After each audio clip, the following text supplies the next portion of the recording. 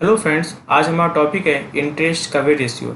Interest coverage ratio ये कहता है कि ईबीआईटी का कितना पोर्शन इंटरेस्ट में चला जाता है, या हम ये बोल सकते हैं कि ईबीआईटी इंटरेस्ट का कितना गुना है। आइए देखते हैं इसे सॉल्व कैसे करते हैं। सबसे पहले एक चीज़ होता है आपका EBIT, means earning before interest and tax. EBIT earning before interest and tax. इसमें से सबसे पहले हम क्या लेस करते हैं, इंटरेस्ट। तो हमारे पास क्या निकल के आता है, अर्निंग बिफोर टैक्स। इसमें से हम लेस करते हैं टैक्स, तो हमारा निकल के आता है अर्निंग आफ्टर टैक्स। इसमें से हम लेस करते हैं सबसे पहले प्रेफरेंस शेयर्स डिविडेंड, अगर प्रेफरेंस शेयर्स डिविडेंड है तो प्रेफरेंस शेयर्स डिविडेंड। और उसके बाद जो निकल के आता है वो निकलता है earning available for equity. Earning available for equity. चलो मान लेते हैं हमारे पास ईपीआईटी कितना है, 5 लाख रुपीज़, और मैंने जो इंटरेस्ट पे किया है, मैंने इंटरेस्ट कितना पे किया है, 1 लाख रुपीज़। तो हमारे पास जो ईबीटी निकल के आ रहा है अर्निंग बिफोर टैक्स, वो क्या निकल के आ रहा है, 4 लाख रुपीज़। टैक्स मान लेते हैं 50% है, टैक्स कितना मान लेते हैं, 50%। तो 4 लाख रुपीज़ का 50% कितना हो जाएगा आपका, 2 लाख रुपीज़। जो निकल के आ रहा है वो क्या होगा आपका, अर्निंग आफ्टर टैक्स।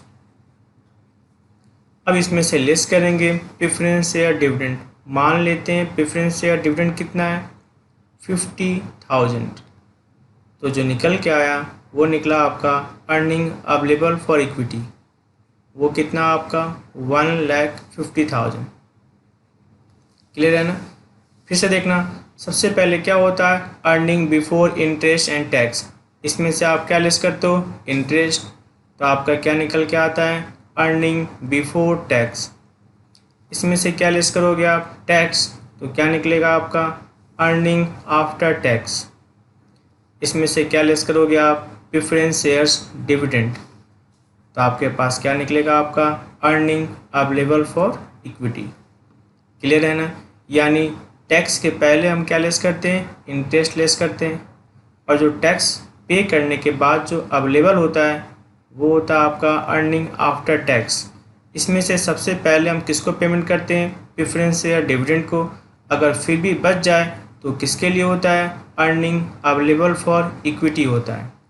ठीक है ना। तो मैंने कहा था इंटरेस्ट कवरेज रेशियो। अब देख रहे हो इंटरेस्ट कवर कहाँ से कर रहा है, ईबीआईटी से। क्लियर है ना, देख रहे हो ना, इंटरेस्ट कवर कहाँ से कर रहा है, ईबीआईटी से। तो इंटरेस्ट कवरेज रेशियो का फॉर्मूला क्या होगा आपका, इंटरेस्ट कवरेज रेशियो का formula, interest coverage ratio equal to earning before interest and tax, earning before interest and tax upon interest. तो earning before interest and tax कितना था, 5 लाख रुपीज़, और जो आपका इंटरेस्ट है, इंटरेस्ट कितना आपका 1 लाख रुपीज़। तो 5 लाख को डिवाइड किससे करोगे आप, 1 लाख रुपीज़ से, क्या निकलेगा आपका 5 टाइम्स। जो निकल के आएगा वो क्या निकलेगा आपका 5 टाइम्स। ठीक है ना। ये जितना ही अधिक होगा ना उतना ही अच्छा माना जाता है, याद रखिए बात ना। इंटरेस्ट कवरेज रेशियो जितना ही अधिक होगा उतना ही कंपनी के लिए अच्छा माना जाएगा। यानी जो बाहरी आदमी है ना उनको ये देखता है कि कंपनी के पास जो देना है, कंपनी को जो देना है उससे कंपनी 5 गुना अधिक कमाती है।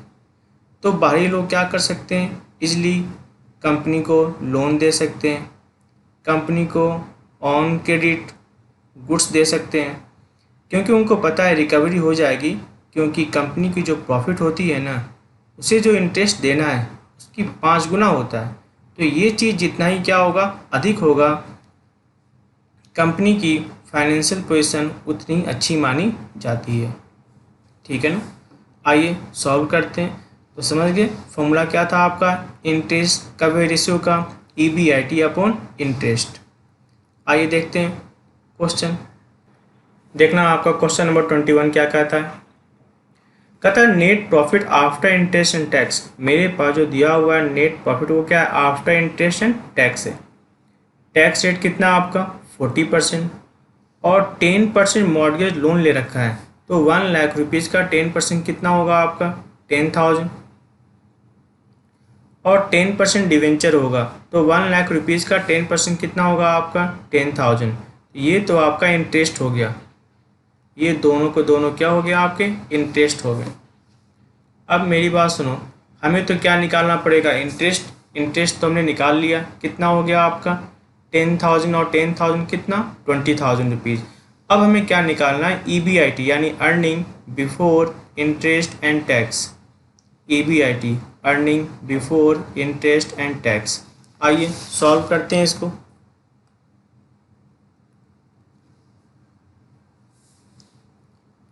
फॉर्मूला क्या होता है आपका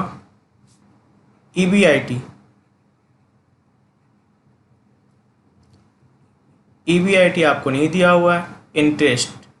इंटरेस्ट आपको पता है कितना इंटरेस्ट है आपका 20,000।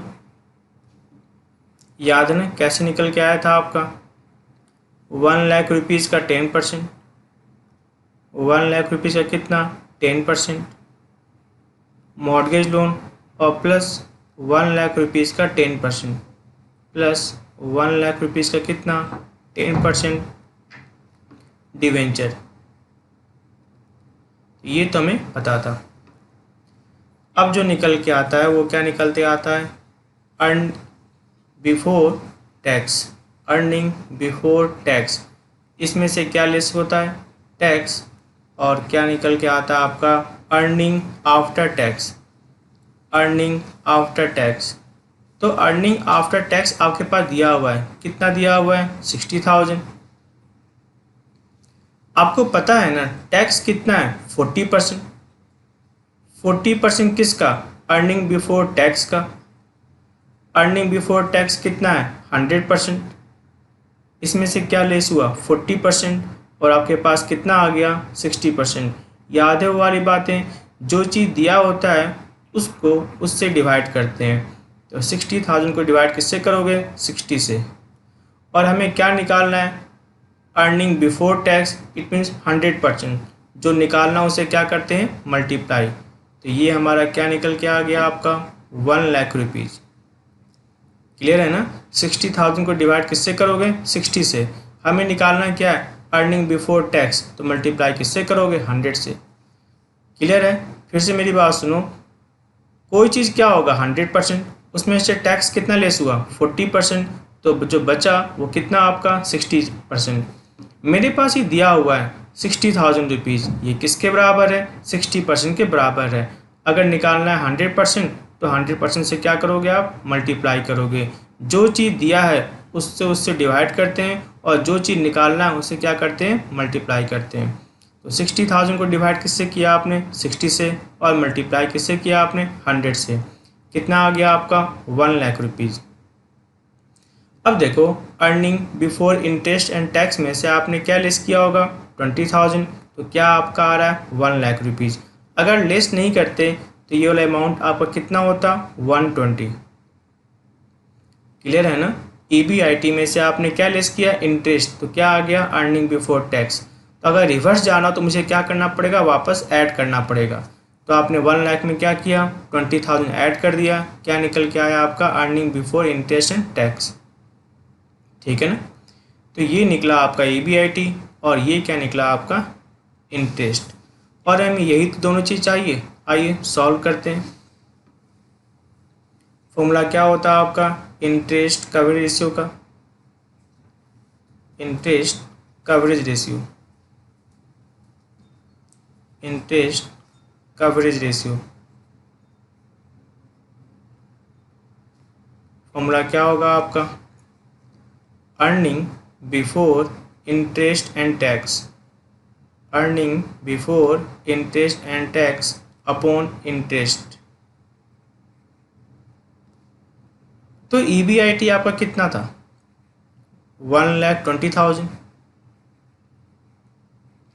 और जो आपका इंटरेस्ट निकला, इंटरेस्ट कितना आपका? 20,000। तो 1,20,000 को डिवाइड किससे करोगे? 20,000 से। तो क्या निकलेगा आपका? 6 टाइम्स। क्या निकलेगा आपका? 6 टाइम्स। ठीक है ना? तो ये निकल के आ गया आपका इंटरेस्ट कवरेज रेशियो। फिर से मेरी बात सुनो, मेरे पास क्या दिया हुआ था? Net profit after interest and tax. और हमें तो क्या चाहिए होता है इंटरेस्ट कवरेज रेशियो के लिए? Earning before interest and tax. Tax rate दिया हुआ था 40%। आपने कोई चीज़ कमाया होगा, अपने आप में वो क्या है? 100% है। 40% चला गया तो क्या बच गया आपके पास? 60% बच गया। तो आपका इंटरेस्ट तो आपको पता था 1,00,000 का 10% और 1,00,000 का 10%। ये क्या निकला आपका? इंटरेस्ट। EBIT में से क्या लेस किया आपने? इंटरेस्ट को लेस किया, आपके पास क्या आ गया? EBT। EBT में से क्या लेस करोगे? टैक्स। क्या निकलेगा आपका? Earning after tax. EBT मान लो अपने आप में क्या है? 100%। कोई भी चीज़ अपने आप में क्या होता है? 100% होता है। उसमें से आपने 40% टैक्स पे कर दिया, तो क्या बच गया आपके पास? 60%। और ये आपको दिया हुआ था net profit after interest and tax. कितना दिया हुआ था आपका? 60,000। ये जो 60,000 है किसके बराबर है? 60% के बराबर है। 60,000 को डिवाइड किससे करोगे? 60 से। जो चीज़ दिया उसको क्या करते हैं? डिवाइड करते हैं, और जो चीज़ निकाला उसे क्या करते हैं? मल्टीप्लाई करते हैं। हमें निकालना क्या था? EBT। तो मल्टीप्लाई किससे करोगे? 100 से करोगे। तो 60 को डिवाइड किससे किया? 60 से। मल्टीप्लाई किससे किया? 100 से। क्या निकल के आ गया आपका? EBT। EBT में से वापस क्या करोगे? इंटरेस्ट को ऐड करोगे तो अपने आप क्या निकल जाएगा? Earning before interest and tax. क्योंकि EBIT में से आपने इंटरेस्ट को लेस किया था और आपके पास क्या आ गया था? अर्निंग बिफोर टैक्स आ गया था। अगर वापस इससे क्या करेंगे? हम ऐड कर देंगे तो क्या निकल जाएगा? Earning before interest and tax. और मुझे इंटरेस्ट कवरेज रेशियो के लिए क्या क्या चाहिए था? एक हमें चाहिए था EBIT। EBIT कितना दिया हुआ है? 1,20,000। एक में चाहिए था इंटरेस्ट। इंटरेस्ट कितना दिया आपको? 20,000। तो 1,20,000 को डिवाइड किससे करोगे? 20,000 से। क्या निकलेगा आपका? 6 टाइम्स। ठीक है ना? आइए देखते हैं, एक और क्वेश्चन देखते हैं। क्वेश्चन नंबर 22 देखना। हमें इस बार क्या क्या निकालना है? कहता है हमें निकालना है डेब्ट equity ratio, total asset to डेब्ट रेशियो, और क्या निकालना है आपका? Proprietary ratio. तो डेब्ट इक्विटी रेशियो के लिए हमें क्या चाहिए? डेब्ट चाहिए, और क्या चाहिए? इक्विटी चाहिए। टोटल एसेट टू डेब्ट रेशियो के लिए हमें क्या चाहिए? टोटल एसेट चाहिए, और क्या चाहिए? डेब्ट चाहिए। प्रोप्राइटरी रेशियो, प्रोप्राइटरी रेशियो के लिए हमें क्या चाहिए होता है? Proprietor fund upon total asset. Proprietary ratio का मतलब ही क्या होता है? टोटल एसेट में से प्रोप्राइटर का फंड कितना है। और प्रोप्राइटर फंड को ही क्या बोलते हैं? इक्विटी। उसी को क्या बोलते हैं? Share holder funds. तो मेरे पास लॉन्ग टर्म बोरोइंग दिया हुआ है, ये तो क्या है? डेब्ट है। लॉन्ग टर्म प्रोविजन, ये भी क्या है? डेब्ट है।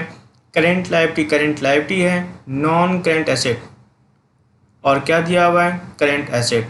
अगर मैं नॉन करेंट एसेट और करेंट एसेट को जोड़ दूं तो क्या निकलेगा? Total assets. और जितना ही टोटल एसेट होगा उतनी ही टोटल लायबिलिटी होगी। उस टोटल लायबिलिटी में मैं करेंट लायबिलिटी को लेस कर दूं, लॉन्ग टर्म बोरिंग को लेस कर दूं, लॉन्ग टर्म प्रोविजन को लेस कर दूं, अपने आप क्या निकल जाएगा? इक्विटी निकल के आ जाएगा। आइए सबसे पहले हम क्या बनाते हैं? बैलेंस शीट बनाते हैं। सबसे पहले हम बात करेंगे एसेट साइड के बारे में। नॉन करेंट एसेट, वो हमारे पास दिया हुआ है नॉन करेंट एसेट। कितना हमारे पास है non current asset?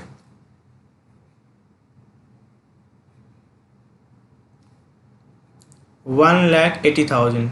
Non current asset कितना दिया हुआ है? 1,80,000। एक और चीज़ दिया हुआ है करेंट एसेट।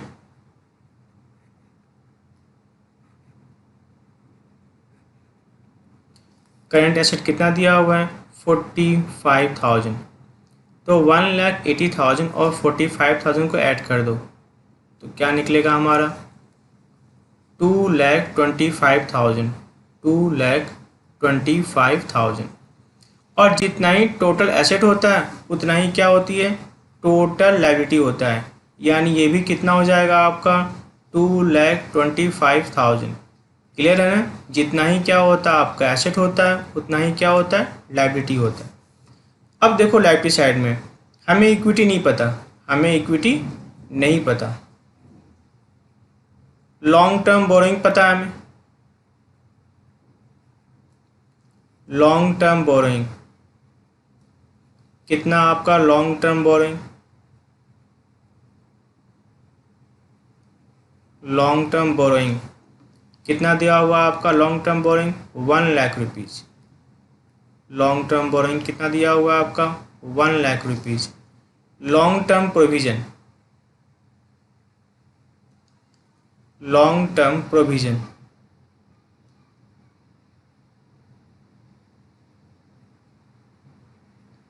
कितना आपका long term provision 50,000। Long term provision कितना दिया हुआ है 50,000। और क्या आपका दिया हुआ है करेंट लायबिलिटी, करेंट लायबिलिटी तो करेंट लायबिलिटी कितना दिया हुआ आपके पास 25,000। तो 2,25,000 में से लेस कर दो 1,00,000 रुपीज़, 50,000 और 25,000। आपके पास जो बचेगा वो क्या बचेगा आपके पास इक्विटी। इक्विटी आपका कितना आ गया 50,000। और ये आपका क्या है बैलेंसिंग फिगर, ये आपका क्या है बैलेंसिंग फिगर। ठीक है ना। अब देखो एक तो हमें निकालना था डेब्ट इक्विटी रेशियो, तो ये दोनों क्या है डेब्ट है, ये भी क्या है डेब्ट है, ये भी क्या है डेब्ट है, और ये आपका क्या है इक्विटी है। एक हमें निकालना था टोटल एसेट टू डेब्ट रेशियो, तो ये हमारा क्या है टोटल एसेट है और ये हमारा क्या है डेब्ट है। एक हमें निकालना था प्रोप्राइटर रेशियो, फॉर्मूला क्या होता है proprietor fund upon total asset, तो ये तो क्या आपका टोटल एसेट है और इक्विटी को इन क्या बोलते हैं प्रोप्राइटर फंड बोलते हैं। आइए सॉल्व करते हैं इनको। सबसे पहले हम बात करते हैं अपने डेब्ट इक्विटी रेशियो के बारे में। डेब्ट इक्विटी रेशियो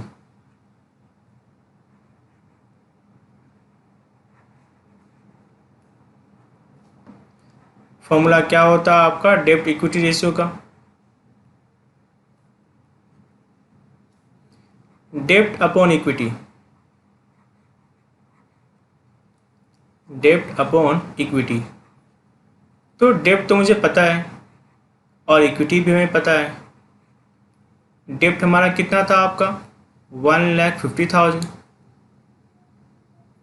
और जो इक्विटी था इक्विटी हमारा कितना था 50,000। तो 1,50,000 को डिवाइड किससे करोगे आप 50 से, तो क्या निकलेगा आपका 3:1। क्या निकलेगा आपका 3:1। अब बात करते हैं नेक्स्ट टोटल एसेट टू डेब्ट रेशियो, टोटल एसेट्स टू डेब्ट रेशियो, टोटल एसेट्स टू डेब्ट रेशियो। फॉर्मूला क्या होता है आपका टोटल एसेट अपॉन डेब्ट, फॉर्मूला क्या होता है आपका टोटल एसेट अपॉन डेब्ट।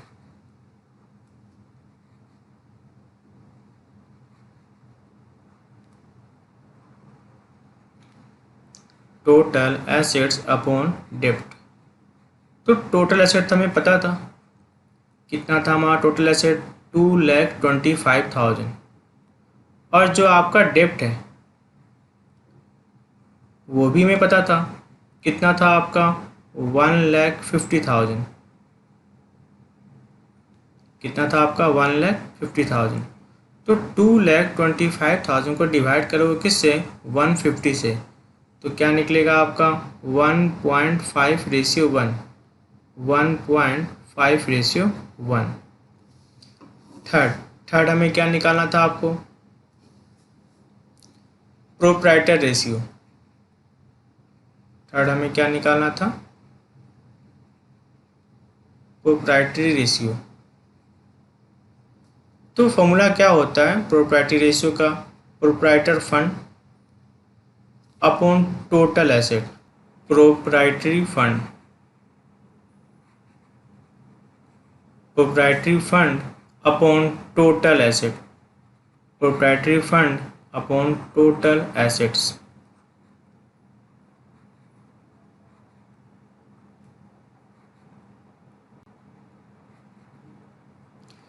तो प्रोप्राइटरी फंड को ही तो क्या बोलते हैं, इक्विटी बोलते हैं, और इक्विटी हमारा कितना था 50,000।